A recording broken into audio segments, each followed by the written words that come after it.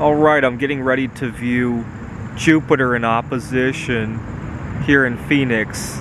Jupiter in opposition has historically been a very lucky event for me. I viewed it, this is going to be the fourth time I ever view it, and the other three times they all brought me a lot of good luck.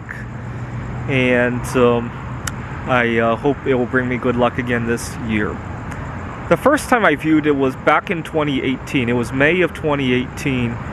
And long story short, not long after viewing it, I met somebody very special in my life, and also I landed my dream job. And the circumstances leading me to land that dream job were kind of awkward. I lost a job because of an addiction that I had. I'll get to that in a second. I lost a job because of an addiction that I had, and I very frantically looked for another job, and long story short, I'm still working there over 3 years later. But it was shortly after Jupiter in opposition that I landed that job, and Jupiter in opposition has become a very lucky event for me as a result. This was back in May of 2018. It was shortly after that that I met somebody important in my life. Now in 2019, the opposition came in late June of 2019, if I remember correctly. And not long after that, the girl that I had met shortly after the earlier opposition, we were thinking about a long-term commitment. I was competing in the Computer Olympiad, and I did very well. The Computer Olympiad was held in Macau that year, and I had a terrible time with the travels there. I didn't like it as a tourist attraction, but I liked it in the sense that it was different. And it showed me that I really needed to practice some aspects in my life that I had not touched, like accepting loud environments, loud crowded environments. It really showed me that I had a ways to go in practicing with that. Now, I was kind of depressed that year also because I really loved my time as a single guy. But I also realized that if I let it go, a relationship like that would probably not come back to me ever again. And so I had a difficult decision to make. And that may have clouded my spirits when I was going on the vacation to Macau that year. We came back, and the following year, I guess the pandemic made the decision for me.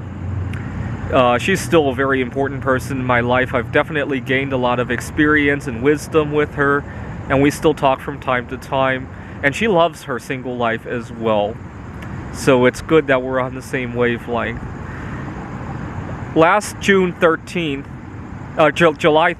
I'm sorry, Jupiter came back into opposition. I remember that day very well because it was moving day for me. I was moving out of Ellensburg. I was going to go home to Seattle for a couple days to tie up some loose ends, and then I would head out to the Rocky Mountains.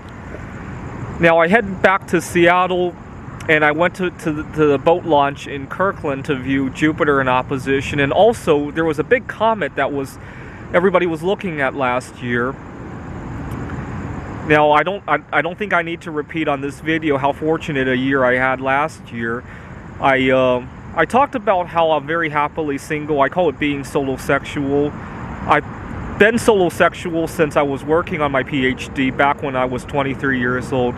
But last year was the year I really came out of the closet with it. I didn't have to hide it anymore because everybody was forced to be solosexual, and now everybody appreciated that I was solosexual. And so last year was a big opportunity for me to come out of the closet, and I really liked it.